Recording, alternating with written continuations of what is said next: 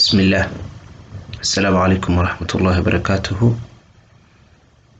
مقعي محمد آدم إبراهيم. تاريخ ضمانته هو 16 bisha labaad 2020. dadka qaarna maanta oo lagu asteesanta maalinta jacaylka adduunka dabcan si u xasuustaan ama loo xasuusto baa ula jeedaa. ku soo dhawaada barashada ama cilmiga computerka. waa casharka ugu horeeyay, waa maadada ugu horeysay channelkan cusubna ku soo dhawaada. magaciisu yahay tacliin cusub oo ula jeedo bilaa waxbarasho cusub inuu qofka ku dhiirado markastaba inuu wax cusub u barto marka ama baro wax cusub halhaysiyadeena aan ka dhigan doono hadduu Ilaahay yiraahdo. marka waxaa nasiib u yeeshay maadadu waxaan rajeynayaa insha Allah in maadooyin kala duwan sida xisaabta maxaan ku yiraahdaa iyo aqoonta noocyada kala duwan wuxuu Ilaahay inoo sakhiro inaan soo geliyo oo aan maaragtay dadkeena la wadaagno. laakiin maadada ugu horeyso oo aan ku daahfureyno waa cilmiga barashada computerka maada kamid ah si gaar ah maada loo yaqaano A+. marka ku soo dhawaada ayaa idin leeyahay. maadada astaanteeda qaabkaas waaye calaamada balaaska ama marmar iyadoo xuruuf ahaan loo qoro. si gaar ah maadadan waxay ka kooban tahay 2 qaybood. waana arki doonaa insha Allah gudaha. diyaarinta iyo soo jeedinta casharadan waxa la ogay anigu Maxamed Aadan. wixii saxiid suluugmo ama su'aal tala soo jeedin wax ku darid wax ka jar wax kasta idin la tahay insha Allah emailkaas ku soo hagaajinaysaan ama qaybta hoose ee maaragtay commentiyada ayaad nagu la wadaagi doontaan.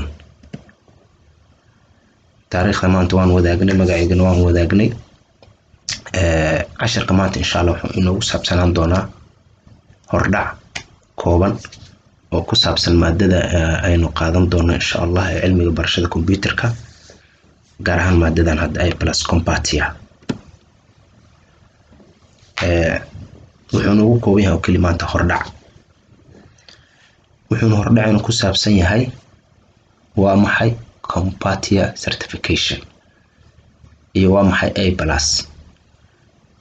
toosaan u galaa insha Allah casharadeena maadaama aan diyaarsaday iyo qoran yihiin si aan u iloobin waxyaabaha muhiimka ah. marka ku soo dhawaada. waa maxay A+ iyo Compatia certification. Compatia waxaa laga soo gaabiyay short for ay u tahay Computer Technology Industry Association. Soomaalihaan waxay ku imaanaysaa waa jamciyadda ama ururka warshadaha teknolojiyadda computerka. certificationska waa cadeymaha ama shahaadooyinka ay bixiyaan sida A+, N+ oo Network Plus u taagan ama Network Plus loo yaqaano iyo S+ ama Security Plus. waa maxay A+ marka oo maanta inoo hor yaalo.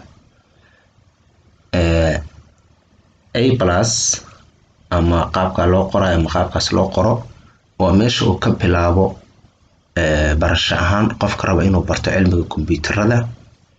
qofka u baranaya si gaar ah shakhsi ahaan inuu sidaas ka barto kadibna nafsadiisa uu isticmaalo noloshiisa gaarka ah ama qofka u baranayo inuu ku shaqeysto si professionalism ah si la xiriirta yani inuu mahnad ka dhigto qofka rabo.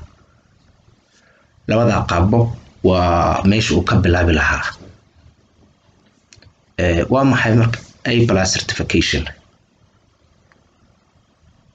A+ certification waa shahaadada ama cadeynta ay bixiso Compatia. waana waxa ugu yar uguna horeeya inta badan laga rabo inuu haysto qofka raba inuu raadsado shaqooyinka la xiriira cilad bixinta computerada. waa the certification this certification is usually the minimum requirement for most computer technical support jobs. qofka rababa inuu cilad bixinta iyo wixii la xiriira farsamada computerka iyo wax ka ogaanshiyaheeda iyo meesha base-ka uu ka bilaabo salka uu ka bilaabo barta uu ka dhaqaaqayo waa meesha. So marka meesha ugu habooneed iyo waqtiga ugu habooneed ayaan isla joognaa. marka si uu qofka u helo marka maxaa looga baahan qofka raba inuu helo shahaadada A+ certification xilligan okay buug markaan qorayo 2019 dhamaadkeeda ahayd. marka xilligan hadda dabcan aan ku jirno hadda isku waqti leh waa dabcan 2020 hadda aan ku jirno 2020 sanadka hadda aan ku jirno maxaa qofka looga baahan yahay marka. jawaab badanaa su'aalaha waxaan u diyaarsaday ama qodobada ama qoraalkaasi su'aal iyo jawaab ku base garaysan. waxaa looga baahan yahay inuu sameeyo 2 imtixaan oo kala ah the 220 core 1 exam iyo the 220 core 2 exam. labadaas imtixaan qofka laga rabaa core 1 iyo core 2 ama 220 iyo 220 core 2 ah. maxay ku kala saabsan yihiin labada imtixaan 220 iyo 1001 core 1 exam iyo 220 1002 core 2 exam. maxay ku kala saabsan yihiin? jawaabta qaybta koowaad 220 1001 core 1 exam intiisa badan wuxuu ku saabsan yahay qaybta physicalka computerka hardwareka. waxyaabaha la arko ee la taaban karo computerku ka kooban yahay ayuu intiisa badan ku saabsan yahay. sidoo kale waxaa soo raaca in uu qofka wax ka yaqaano networking, mobile devices iyo sida loo cilad bixiyo teknolojiyada. si kale guud ahaan 220 core 1 exam wuxuu ka kooban yahay 5 qaybood oo kala ah waxa loo qaybiyay 5 domain oo ma aragtay mid walba percentage ka kooban aan hadda arki doono. mobile devices 14 ayuu imtixaan ka kooban yahay percentage ahaan. networking 20%. hardware oo ah qaybta ugu badan ee maadadan si guud ugu saabsan tahay gaar ahaan qaybta hore ee imtixaanka 7%. virtualization iyo cloud computing oo 12 ah. hardware and network troubleshooting ayadana 7%. habka cilad bixinta mid walbaba waxa uu yahay si ma aragtay in deep and details ah si gudaha aan u galeeno oo faahfaahin oo ku gaari doono wuxuu yahay wuxuu taagaya. qaybta labaad 220 1002 meeshaan labayna ka dhigay ahayd exam 2 asagana waxaa xoog lagu saaray oo ku saabsan yahay intiisa badan operating systemyada cilad bixinta softwareyada iyo wixii la mid ah. si kale guud ahaan 202 core 2 exam wuxuu ka kooban yahay 4 qaybood meesha kii hore ka koobnaa 5 qaybood kan waa 4 qaybood.